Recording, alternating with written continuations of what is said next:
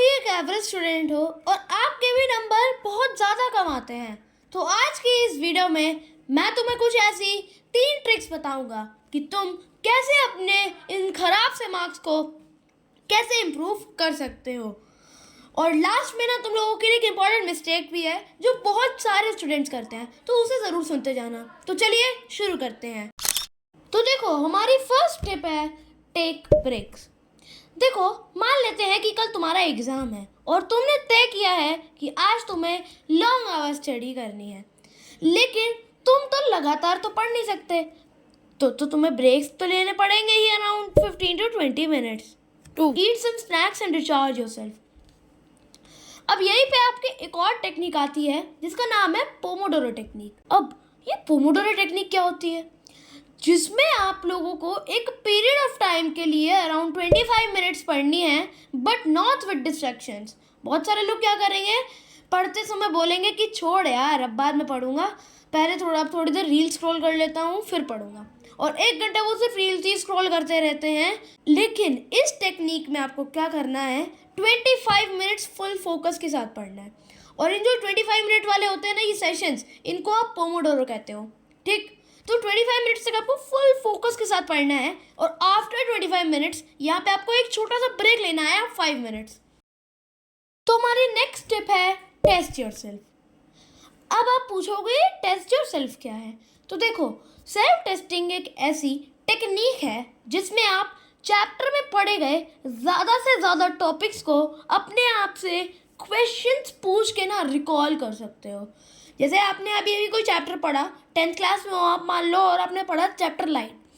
अब आप क्या करो, अपने आप का सेल्फ टेस्ट लोगे जिसमें आप अपने आप से कुछ क्वेश्चंस पूछ करके चैप्टर में पढ़े गए बहुत सारे टॉपिक्स को रिकॉल कर सकते हो।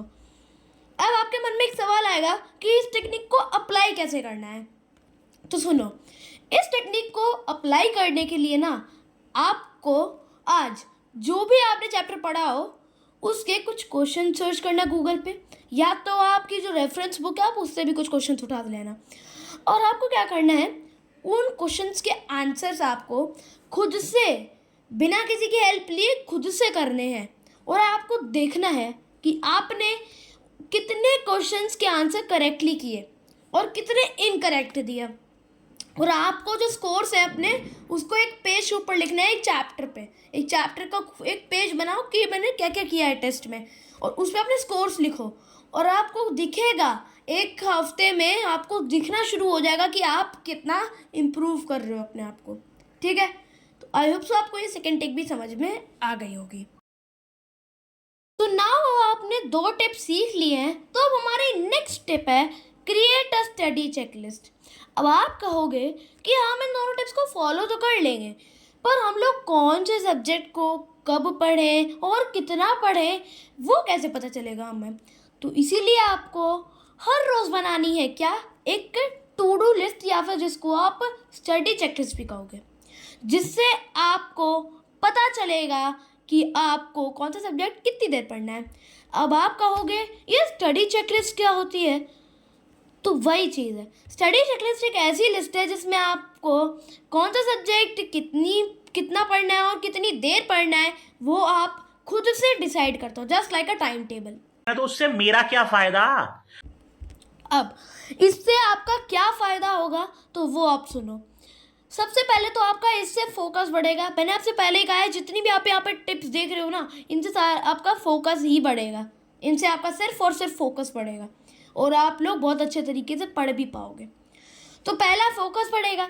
दूसरा, जब भी आप कोई काम करोगे और वो आपको चैलेंजिंग लगे कि मतलब ये चीज़ अभी नहीं हो रही मुझसे, तो आप एक चेकलिस्ट बनाओगे, तो उसके अकॉर्डिंग आप पहले इजी काम करोगे तो चैलेंजिंग काम भी ना आपके लिए इजी हो जाएगा।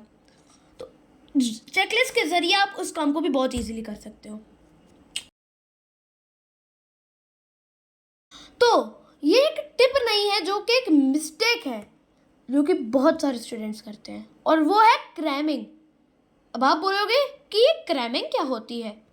तो अगर आप गूगल पे सर्च करोगे क्रैमिंग का मीनिंग, तो आपको पता चलेगा कि क्रैमिंग का मीन्स होता है रटना, तो बहुत सारे स्टूडेंट्स क्या करते हैं कि अगर उन्हें कोई चीज़ नहीं समझ आ रही है तो वो ना चीज़ों को रटना शुरू कर देते। जैसे आप बचपन में क्या करते थे, आप सेकेंड या थर्ड क्लास में हुआ करते थे, तो आप कोई भी सब्जेक्ट हुआ उसको समझते नहीं था, आप रट्टा मारते थे, ठीक है ना, उसको रटते थे आप चीज़ों को।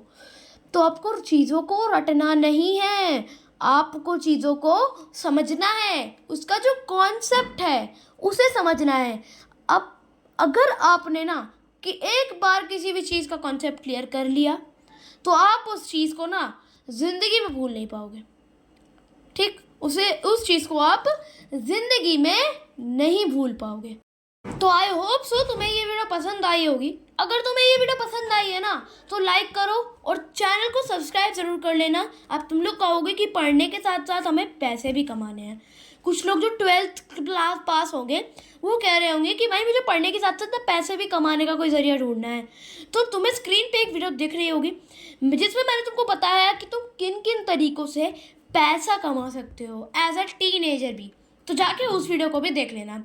तुमसे वहीं पे मिलूँगा। बाय।